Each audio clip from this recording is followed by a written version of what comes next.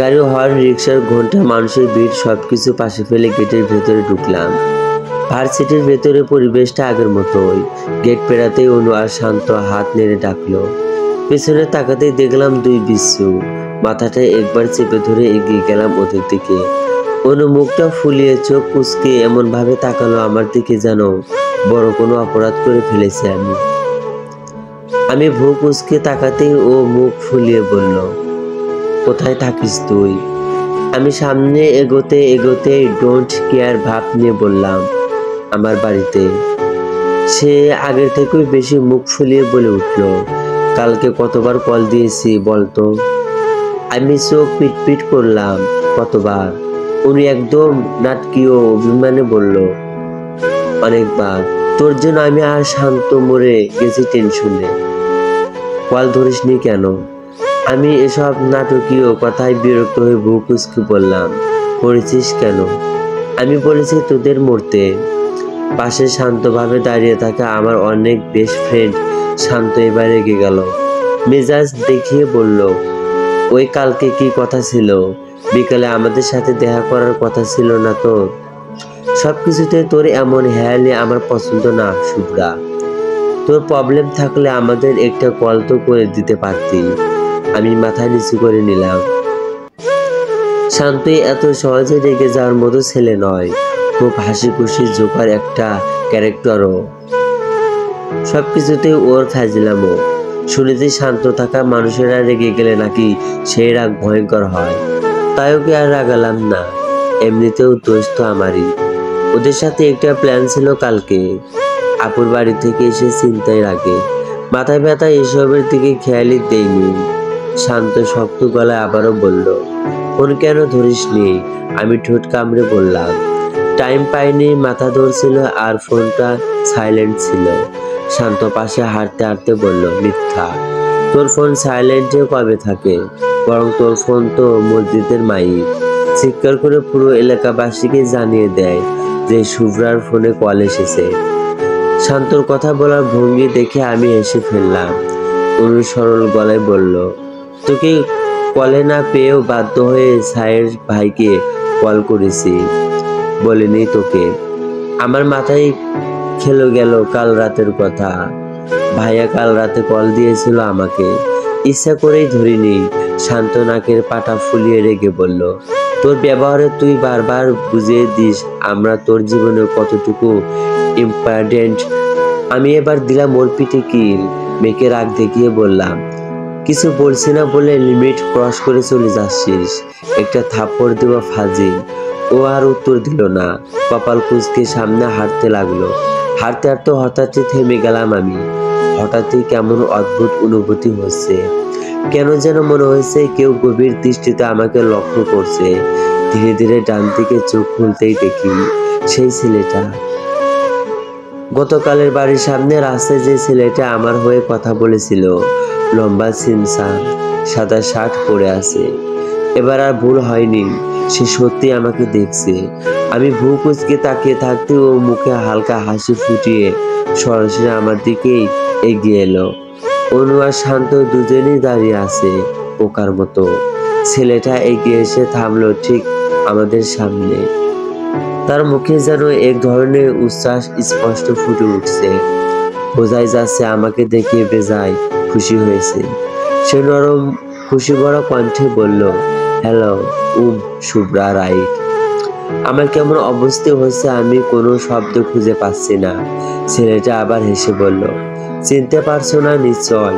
তারপর নিজেই বলল, কাল দেখা হয়েছিল মনে আছে? আমি ভ্রু নামিয়ে ঠান্ডা স্বরে বললাম, হ্যাঁ মনে আছে। উনি এলবো দিয়ে আমাকে খোঁচা দিল, কে রে এটা? ছেলেটার সাথে সাথেই খুব ভদ্রভাবে বলল, শুভ্রা ভাইয়ের পক্ষ থেকে আমি তোমার কাছে ক্ষমা চাচ্ছি। আমি অত্যন্ত দুঃখিত। আমার ভাইয়া কাল তোমার সাথে একটু বেশি মজা করে ফেলেছে।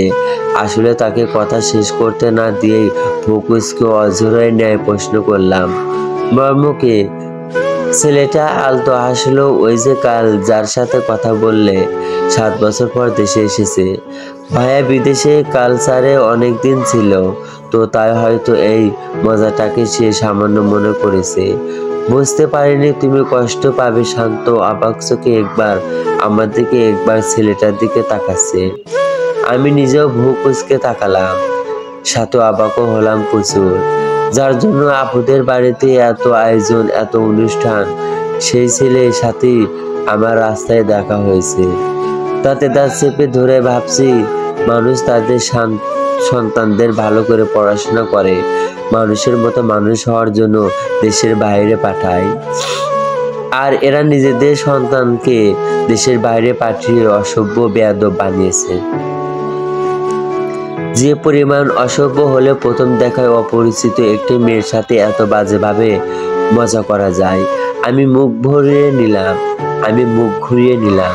ছেলেটা আবার বলল, তুমি রাগ করো না প্লিজ, আমার ভাই কিন্তু এমনিতে খুব ভালো। ও আসলে বুঝতে পারেনি। আমি কথা কেটে জোরপূর্বক মুখে হেসে টেনে বললাম, থাক ভাইয়া, বুঝতে পেরেছি। আপনার সাথে দেখা হয়ে ভালো লাগলো। আমার ক্লাস আছে ভাইয়া, আমি কি আসতে পারি? ছেলেটি তড়িঘড়ি মাথা নাড়ালো।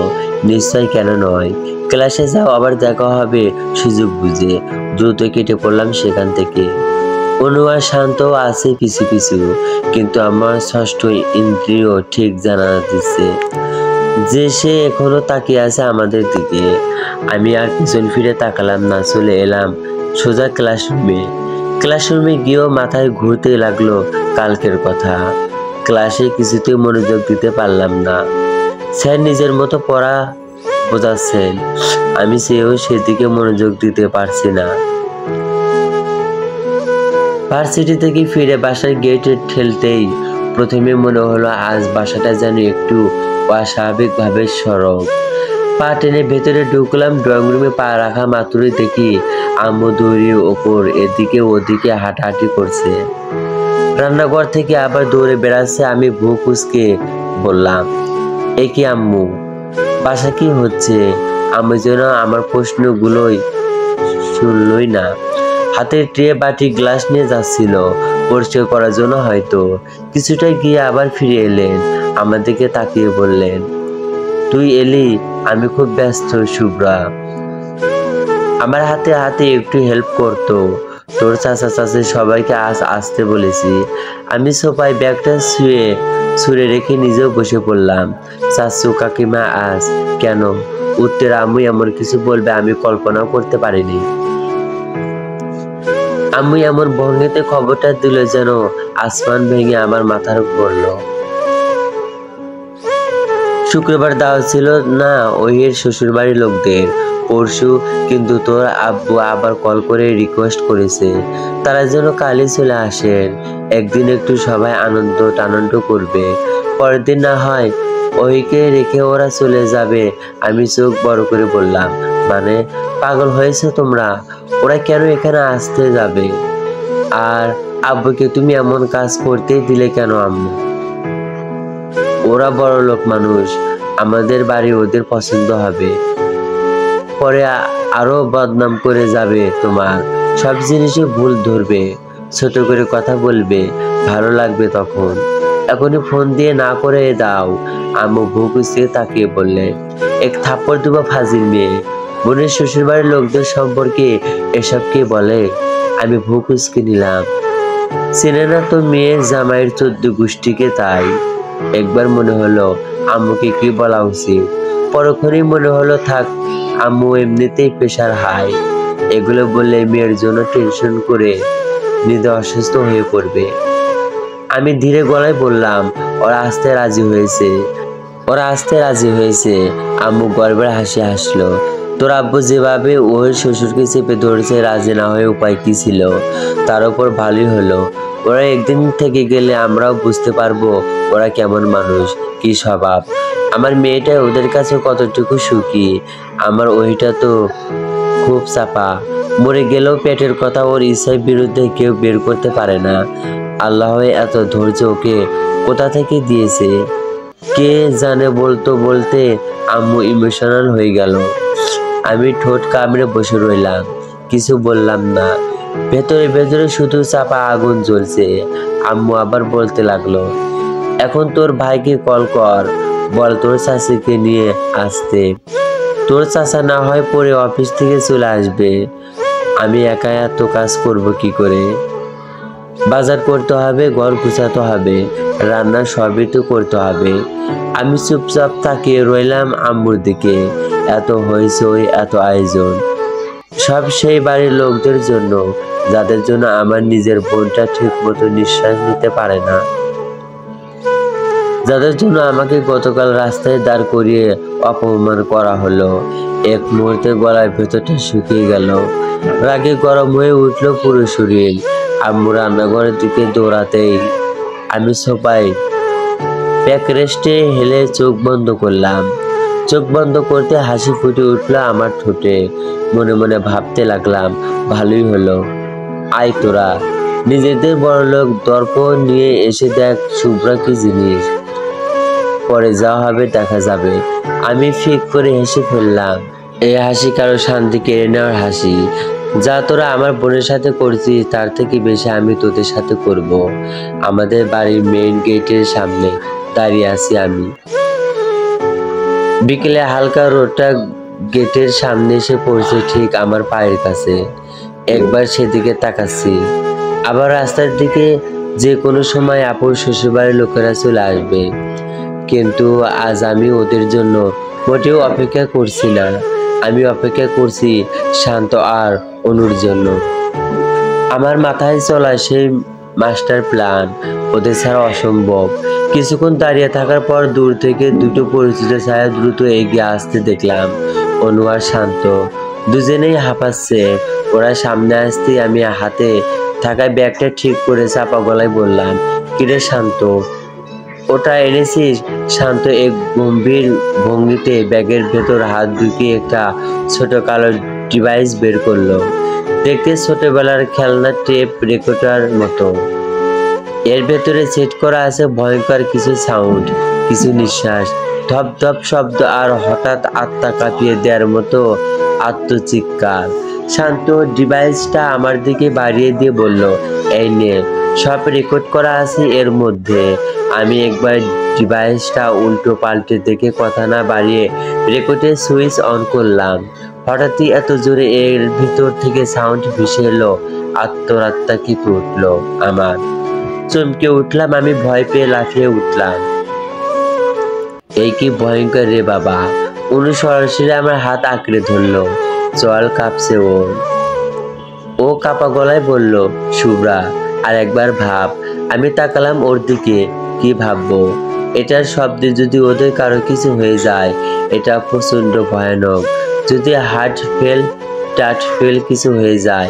আমি ঠান্ডা গলায় বললাম, হলো হোক, আমার বোনকে ওরা যে আগুনে পোড়ায় রোজ, তার সামনে এটাই কিছুই না। শান্ত পকেটে হাত পুড়তে পুড়তে বলল, আর যদি ধরা পড়ে যাস, পরে ওই আপুর প্রবলেম হবে না? কি আর হবে, বেশি থেকে বেশি আর আপুকে বাসা থেকে বের করে দিবে। তাতে ক্ষতি কি? বরং আমার বোন বেঁচে যাবে। ওই জানোয়ারগুলোর ভিড় থেকেও ওরা আর কোনো উত্তর দিল না। জানে আমি একবার যা সিদ্ধান্ত নিয়েছি তাই করবই। আমি রেকর্ডটা ব্যাগে ঠেসে ঢুকিয়ে বললাম, চল ঘরে যাই। আম্মু কাকিমা একা একা সব কাজ করছে। ঘরের ভেতরে তোলপাড়। ঘরের দরজা ঠেলতেই দেখলাম সবাই যার যার মতো ব্যস্ত। রান্নাঘর থেকে একের পর এক হাঁড়ি ঢাকনা টুংটাং শব্দ করে উঠছে। আম্মুর মুখে ঘাম মুছছে আর ছোটাছুটি করছে। সামনেই কাকিমা ডাইনিংয়ে দাঁড়িয়ে ফল কাটছেন, এমন ভাবে যেন 1 মিনিট দেরি হলে সর্বনাশ। আমার 4 বছর বয়সী চাচাতো বোন রিয়ানি এদিক ওদিক দৌড়াচ্ছে। বাড়িটা আজ কি সুন্দর পরিপাটি দেখাচ্ছে, সাথেও অস্বাভাবিক ব্যবস্থা, যেন ঈদের দিনও এমন হইচই হয় না। আমি হাত বুকের ওপর রেখে দৃশ্যটা দেখলাম। সবাই দৌড়াচ্ছে একটা অকারণে। যাদের জন্য আমরা এত কিছু করছি তাদের ভেতরে রূপ কেউ জানে না। ভেতরে ভেতরে আমার রাগটা আবার জ্বলে উঠল, কিন্তু মুখে কোনোভাবেই সেটা দেখলাম না। আমি অনু আর শান্তকে বললাম, চোখ কান খোলা রাখিস, আজকে কারো মুখে একটাও কাটাছেঁড়া কথাও মাফ করব না। বাড়িতে সমস্ত কিছু রেডি, শুধু ফল আনা হয়নি এখনো। আমাকে দাঁড়িয়ে থাকতে দেখে ভেতর থেকে আম্মু ডাক এলো, শুভ্রা। সাহেরকে ডাকতো, কতক্ষণ আগে বলে এলাম বাজার থেকে ফল আনতে। আমি বিরক্ত মুখে নিঃশ্বাস ফেললাম। এই ঘরে এত চাপের মধ্যেও এই একমাত্র মানুষ যার জীবনে কোনো চাপ নেই, সে হচ্ছে ভাইয়া। তার রুমের দিকে এগোতেই রাগটা আবার মাথা চাড়া দিল। দরজা আদৌ খোলা, ভিতরে উঁচু সাউন্ডে গেমের শব্দ, আর ভাইয়ের মেঝেতে উল্টো শুয়ে মোবাইলে ডুবে আছে, যেন বাইরের দুনিয়ায় কিছুই ঘটছে না। আমি গলা উঁচিয়ে বললাম, ভাইয়া এভাবে শুয়ে কি করছো? আম্মু তোমাকে কখন বলেছে বাজারে যেতে? সে বিরক্ত মুখে ফোনটা থামিয়ে উঠে বসলো, চোখ কুঁচকে বলে উঠলো, আহ, কাল থেকে তো পুরো বাজারটাই তুলে আনিয়েছে আমাকে দিয়ে। আমার কোমর ব্যথা হয়ে গেছে, তুই যা। আমি অবাক চোখে তাকালাম। আমি যাব? কি পরিমাণ ফাউল পায় হলে নিজের ছোট বোনকে ইচ্ছা করে বাজারে পাঠাতে চায়? আমি ভ্রু কুঁচকে বললাম, ঠিক আছে, আমি গিয়ে আম্মুকে বলে দিচ্ছি। তুমি যাবে না? সে বিরক্তিতে পা টেনে টেনে উঠে দাঁড়ালো, মুখ কুঁচকে বলল, যাচ্ছি। বোন তো নয়, আস্ত এক শত্রু হয়েছিস আমার। সর চোখের সামনে থেকে বলেই আমার মাথায় ঠান্ডা মেরে বেড়ে গেল ভাইয়া। এখানে থেকে শুনতে পেলাম নিজের সাথে শান্তকে বাজারে যাওয়ার জন্য জোর করছে ভাইয়া। শান্ত নিশ্চয় এখন নাচতে নাচতে চলে যাবে। ও আবার ভাইয়ার বিশাল ভক্ত। ভাইয়া রুম বেরিয়ে আমার রুমে যেতে নিতেই দেখি আমার কাকিমা নিখুঁতভাবে ডাইনিং টেবিল পরিষ্কার করছে, যেন একটুও ধুলো বা দাগ থেকে না যায়। আমার পা থেমে গেল। আসার পর থেকে এই মহিলা কাজ করেই যাচ্ছে। আম্মু রেস্ট নিতে বললেও তিনি শুনছেন না। এবার আমি কিছুটা বিরক্তি নিয়ে বললাম, কাকিমা এই বিরক্তি বশত এত নিখুঁতভাবে সব করতে হবে কেন? কোনো মন্ত্রী টন্ত্রী আসছে না এ বাড়ি?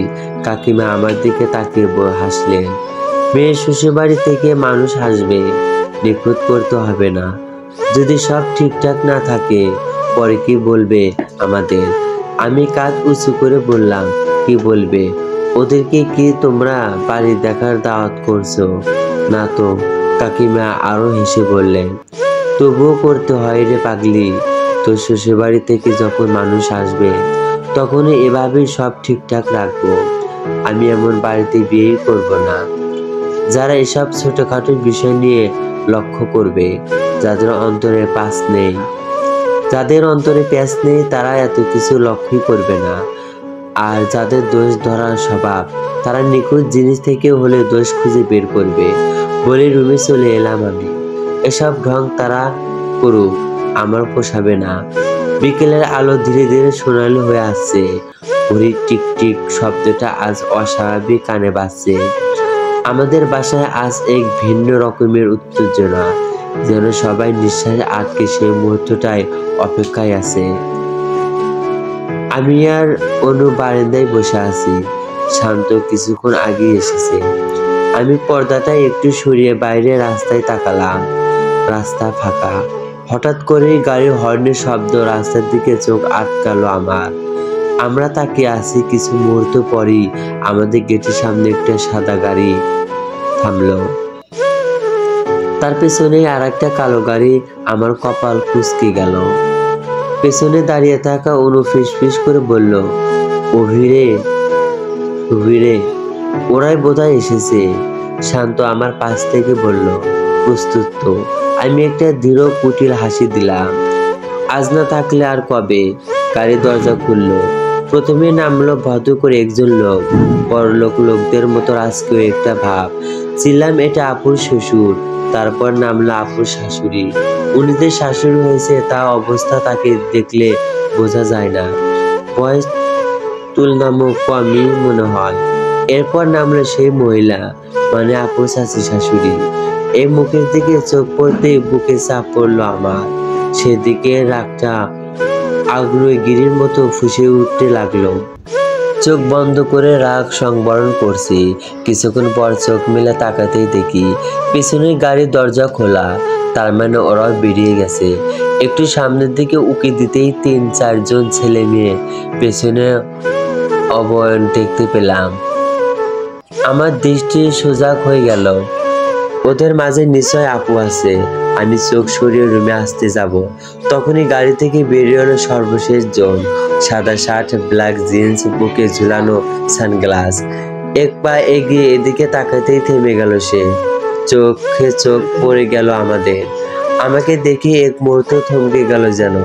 আমি চোখ সরিয়ে নিলাম, চলে এলাম রুমে। কিছুক্ষণ পরে কলিং বেলে আওয়াজ। তার কিছু মুহূর্ত পরে শুনতে পেলাম কাকিমার গলার আওয়াজ। আম্মুকে ডেকে বলছে, ভাবি তাড়াতাড়ি আসুন, দেখুন কারা এসেছে। আমি এগোতে নিতেই কেউ ছুটে এসে ঝাঁপিয়ে পড়লো আমার উপর। এক ঝটকায় পিছনে সরে গেলাম আমি। নিজেকে ধাস্ত করে তাকে বুঝতে পারলাম আপুর শরীরে কম্পন। আপু আমাকে শক্ত করব জোরে ধরে ফুপিয়ে যাচ্ছে। আমার আপু তো এভাবে কাঁদে না, কি হয়েছে আপুর? আমি আপুকে জোর করে ছাড়াতেই আমার রুমে ঢুকে এলো 3-4 জন ছেলে মেয়ে। চলবে। গল্পটি যদি ভালো লাগে তাহলে নেক্সট পার্টের জন্য আপনাদের কমেন্টে অপেক্ষায় থাকবো। ধন্যবাদ সবাইকে।